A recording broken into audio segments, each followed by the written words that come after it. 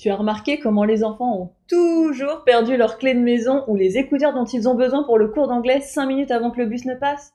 Bon, et puis il faut dire que les boîtes d'écouteurs sont de plus en plus petites, donc ça nous facilite pas la tâche. J'ai donc décidé de coudre une mini pochette avec un mousqueton à attacher au sac à dos. Ça marche aussi dans les sacs à main si tu cherches toujours tes clés. Je m'appelle Émilie Lancelot et je crée des tutos couture détaillés pour t'aider à être fière de tes réalisations dès le premier essai. Pour coudre cette mini pochette, tu pourras très bien utiliser des chutes de tissu. Ici, moi, mon tissu tête de mort est hyper fin, donc j'ai décidé de l'entoiler. Je vais faire 4 cercles de 12 cm de diamètre. J'ai utilisé mon imprimante 3D pour me faire un gabarit, mais un compas, ça marche aussi très bien. Tu auras aussi besoin d'un mousqueton et d'un morceau de ruban, pas plus de 6 cm de ruban, à adapter en fonction de la taille de ta trousse. Et puis voilà, et puis une fermeture à glissière. Si elle est trop longue comme la mienne, t'inquiète pas, on pourra la raccourcir. Le mieux étant quand même d'utiliser une fermeture plus petite que ça, mais j'avais que ça sous la main.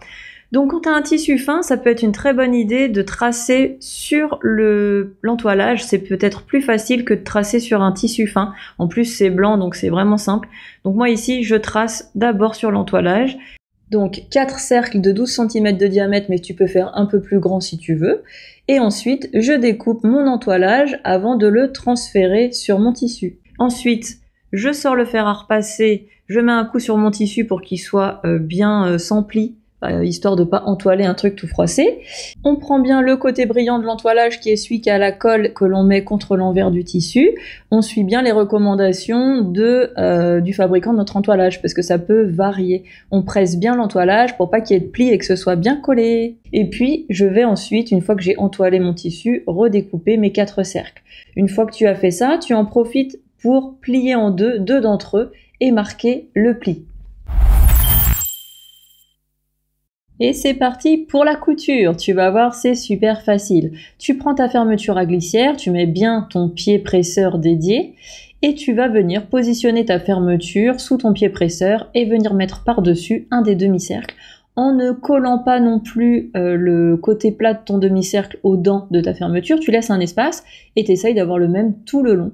Et tu couds au point droit, pas la peine de faire un point d'arrêt ni au début ni à la fin. Et ensuite, tu vas faire pareil de l'autre côté. Tu vas voir, c'est hyper facile. Voilà le travail. Ensuite, si tu veux mettre un petit mousqueton, c'est maintenant que ça se passe.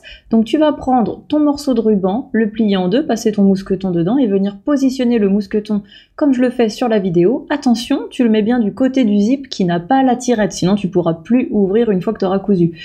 Et donc, on va venir bâtir, en fait, juste maintenir en place le ruban avec le mousqueton sur le bord du cercle. Bon, bien sûr, j'ai oublié de filmer, mais j'ai juste fait un aller-retour au point droit sans faire de point d'arrêt. On découpe le surplus de ruban au ras de la couture. Et là, on ouvre bien la fermeture à glissière, hyper important, on l'ouvre suffisamment pour pouvoir passer par là tout à l'heure pour retourner la trousse. On prend les 2 cercles de tissu qui nous restent, on les met envers contre envers et on va venir les centrer sur les 2 cercles déjà cousus. Alors tu ne t'inquiètes pas, si ça dépasse un petit peu en haut en bas, comme on a plié 2 cercles tout à l'heure et qu'on a une petite marge de couture, c'est normal que ces 2 cercles soient un tout petit peu plus petits. On redécoupera à la fin. Le tout, c'est de bien centrer ces 2 cercles sur la fermeture à glissière. On épingle tout le tour et on va coudre en faisant bien un point d'arrêt au début et à la fin. Et là, la magie dont seuls les youtubeurs couture ont le secret, je te couds ça en quelques secondes, mais bien sûr. Allez, c'est pas le moment de flancher, on a presque fini. Tu recoupes le surplus de fermeture à glissière si comme moi ça dépasse. Je retaille un petit peu mon tissu en me basant sur le cercle du dessous.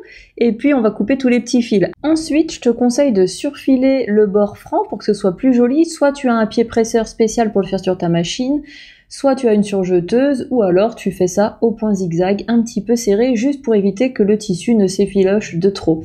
Ensuite, on va retourner la trousse par la fermeture à glissière, c'est pour ça qu'on a laissé une petite ouverture tout à l'heure. Donc je t'avoue que moi j'avais pas non plus laissé suffisamment, c'était un petit peu galère, bon pas impossible, donc j'espère pour toi que tu as laissé un petit peu plus d'ouverture pour retourner ta trousse, tu la mets bien à plat, et voilà, ta trousse est terminée. Fini les clés et les casques perdus. Surtout abonne-toi à la chaîne, et puis à la newsletter, le lien est dans la description, comme ça tu ne manqueras aucun tuto. À très bientôt.